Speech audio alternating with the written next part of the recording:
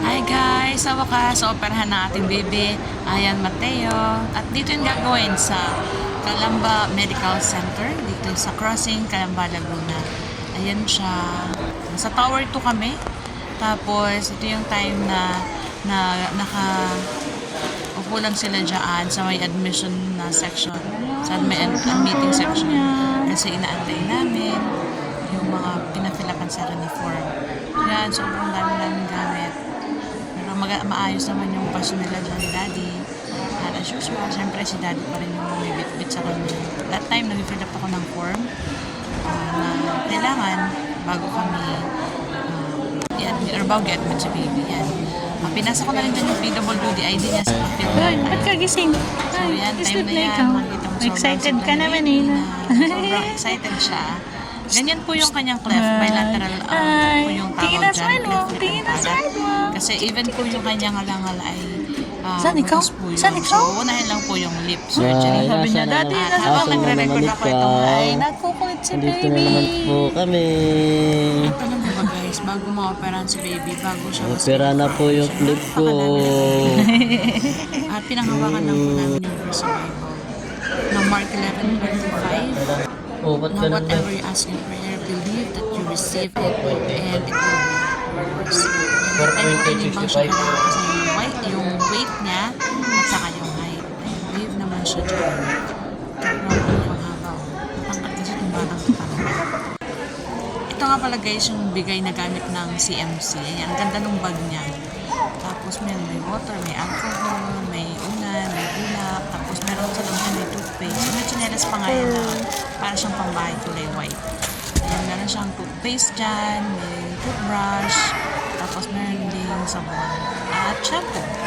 Nakalagay na dyan sa box na yan. Ayan, meron din yung baso, kutsara, saka towel. Diba? Ang likot niya dyan. Ayan, nasa loob na kami ng room yan. Yan yung room. Ward siya. This is sponsored by Smile Train Inc. Foundation siya. Private siya. Foundation siya. Ayan, under ng Smile Train. Bali, partner niya na yung CMC. Ayan, maayos naman yung CR dito. Ayan siya. Ayan, malinis siya. Ayan, time na yan. Nilalaro Happy ko ka? siya. Happy ka? Sobrang sigla niya, guys. Happy ka? Operahan Kaya ka hindi na namin bukas. akalain na bababa yung oxygen niya. Kasi nung time na yan, hindi talaga smooth yung niya, operation niya. Kasi talaga nagkaroon pa ng aberya dahil bumaba yung oxygen niya. Nag-86 siya. So, kailangan ulitin yung CBC, saka x-ray, at talaga niyo po Wonton lang mami. pinanghawakan dyan. Wonton mami. Wonton mami. Saka wonton soup. Aling chiki chiki chiki. Chapel dyan. Lord, umiyak talaga ako. Ay. Gusto ko na talagang ma-operahan si baby. Yan. Hi. Hello First po. din siya dyan. Operahan na po ako. Oh, Sobrang smile na. kinakabahan ako nun Smile, kasi nandyan smile, na smile. kami. Tapos Smile na. nagkaroon pa ng bumaba yung oxygen niya. Okay naman siya before kami once na bahay. Eto, titignan naman sobrang cute niya. Laro siya ng laro. Ay, kapugi. Tapos Ay, biglang kapugi. bumaba. Ay. Sobrang mimiss namin yung smile niya na yan. Yan o, meron na siyang oxygen dyan. At nilalaro niya talaga yung lips niya. Ganyan siya. Sobrang sigla niya. Kaya sobrang pasalamat kami sa Panginoon. Sobrang buti ng ating Panginoon. No? Di ba? Ang cute niya. Ayan. Ayan nga daw yung mamimiss namin kapag na-operahan na siya. Kasi nung time na yan, di ba, nung meron pa siyang cleft lip, talagang bukang-buka yung niya, yung lips niya, kasama pa yung ilong. So, yan. Yung time na yan, yan, umaga na yan, nung Thursday,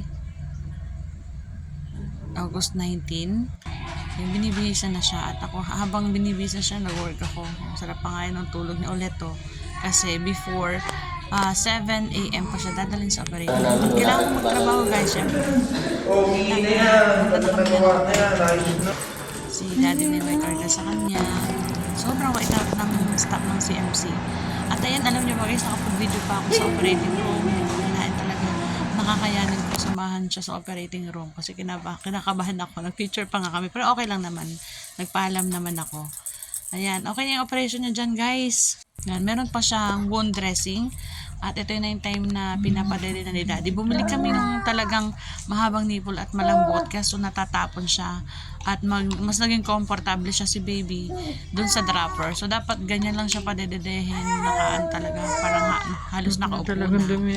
Yan, nakaubos naman siya ng 2 ohms at sobrang sigla niya. Yan, no? Kita niyo meron siyang armband para hindi niya magalaw. Ang galing mo kasi magpanabog. Uy, ano, daddy? Uy, kalog habang na, daddy. Sobrang tiyaga talaga dyan ni Daddy. Pinapadede niya. Yan, ako nagre-record ako dito sa Ay, namneka down ka kay daddy. Yan, No, talagang ginamit namin.